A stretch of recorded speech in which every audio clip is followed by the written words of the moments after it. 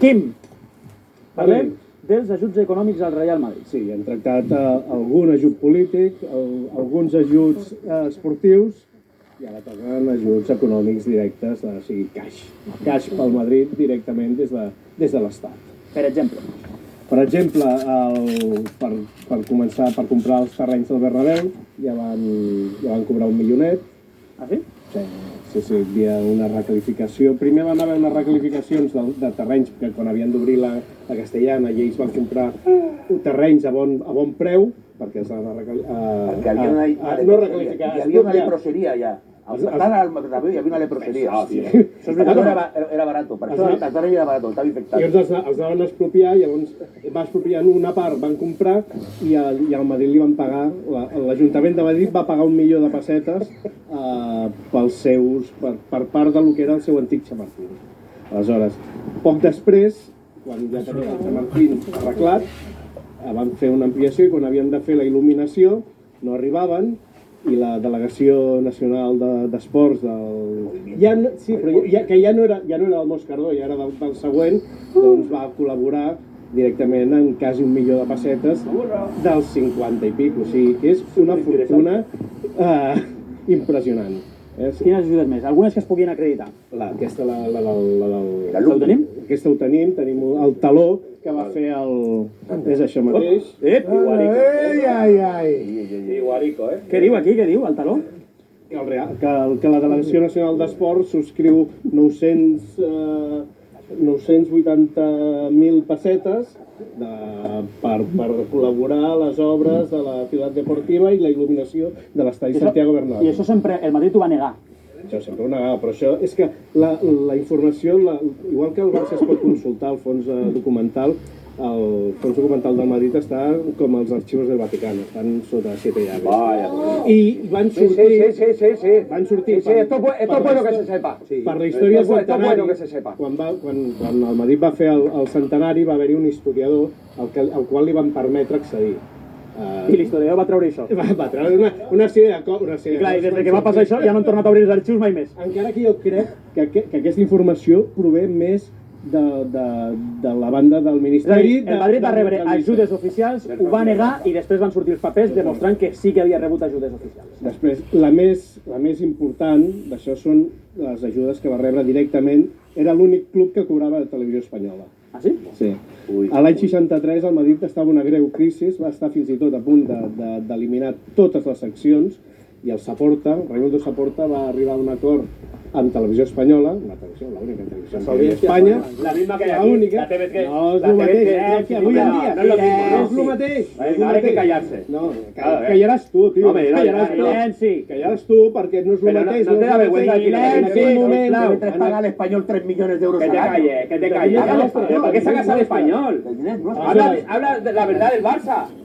Del monopolio que tienen aquí en Cataluña. Sí, sisplau. No, hombre, no. Le paga lo mismo al Barça que al español. Al arribar, al fer el contracte, era un contracte que cobrava 1 milió per retransmissió de qualsevol secció, o sigui, de futbol, de bàsquet, i tots van pescar el voleibol. Cobrar 1 milió per una retransmissió de voleibol? Sí, per totes les retransmissions de Nadal, el torneig de Nadal de bàsquet. 1 milió, també?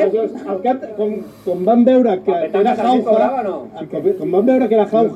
van crear el torneo de Navidad, que representaven 4 partits més, o sigui, que representaven 4 milions. 4 milions més. Aquest contracte va durar des del 65 fins al 84. Aquí estan els papers. Això és l'explicació. Però llavors, el Madrid cobrava 1 milió, i els altres? Pagaven. Pagaven, per supuesto. Pagaven, excepte el Barça, que ni cobraven ni pagava. Li donaven aquesta prebenda que no li feien pagar quan li retransmitien un partit, però tampoc pagaven, o sigui, ni cobraven ni pagaven. És a dir, els equips pagaven per sortir a la tele, el Madrid cobrava per sortir a la tele i el Barça ni pagava ni cobrava. Lo normal... O sigui, els primers anys, aquest contracte, des de l'any 65, representava uns 50 milions de pessetes, una autèntica fortuna, que evidentment anar actualitzant amb l'ICB, s'anava actualitzant Clar, el Núñez això ja va dir que estava... Núñez va patar. Ho va patar. Estoy alucinado. I va haver-hi una temporada, que és la 84-85, que no hi va haver futbol. Va dir, o s'arregla o no hi ha futbol. Esto es lo mismo que llevo yo denunciando. Marcos, silenci, que ha demanat el torneig el Javi Galliano, que és més implicat que tu. No, pero es lo que voy denunciando yo. Cada vez que vengo y me dicen, venga, llorón. Pues lo mismo te digo yo. Eres un llorón. cobras, Igual el tú cobras de Barça televisión, no llegaba. tú cobras, No llegaba, pero tú digo, cobras. macho, yo cobro sí. Yo cobro sí. Ahora que tengo la Galliano. No, que lo que me ha dicho está muy guay y seguramente es verdad. La semana pasada aquí había un señor del Español y el tío Faja decía, chico, las audiencias mandan. Y me hizo mucha gracia porque tenía toda la razón el Faja. Eso por un lado. Y por el otro, hostia, yo o soy muy tonto. Ahora nos vamos a reír y dirán que no, porque no me interesa. Que también. Sí. Esto va a estar guay. Esto va a estar guay. Pregunto yo, la Generalitat de Cataluña, que yo sepa hasta la actualidad, ¿está pagando unos milloncitos al Barça como imagen representando Cataluña? No. ¿Cómo que no? Podéis reíros. Pero escúchame. Son buenísimos. Eso por un lado. Y por el otro. Lo que sí te puedo decir es que el Estado español a día de hoy le está pagando al Madrid 1 millón de euros a día de hoy por representar el fútbol español. Hombre, claro, en Europa. Lógico, porque vosotros tenéis que representar el fútbol catalán. Recuérdame. Vaya usted a tomar por el culo. No como insulto, como destino turístico. Es que yo tengo muy mala memoria y ahora mismo no me acuerdo qué deuda fue la que le perdonó Franco al Barça, porque yo tengo muy mala memoria. Franco no le perdonó ninguna. Si mandó al Garrote mira al presidente de Barcelona. Al Garrote mira al presidente del fútbol de Barcelona. La bala era más segura.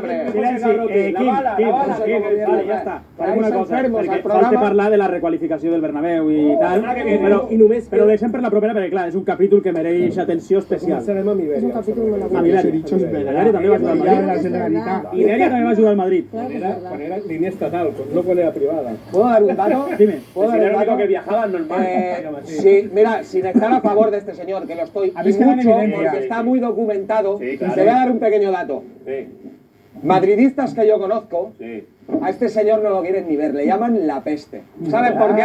Porque tiene más razón que el copón. Sí. Y cuando Ha mentido. sale, Hoy me ha apagan mentido. la tele. Me ha mentido porque dos no veces. lo quieren ni ver. Javi, Pues ha por mentido eso. 2 veces hoy en mi Bueno, cara. La peste, le llaman la peste. Me ha mentido 2 veces en la cara. Ja està. Silenci, sisplau, silenci un momentet. Ja sabeu que per venir a la taverna heu d'enviar un mail a tabernatv@tlb.cat. T'ho estàs passant bé? Genial. Sí? Molt bé. Pues que pague, que pague. Claro que sí. pague. Aviam, que tenim un espectador aquí. T'ho estàs passant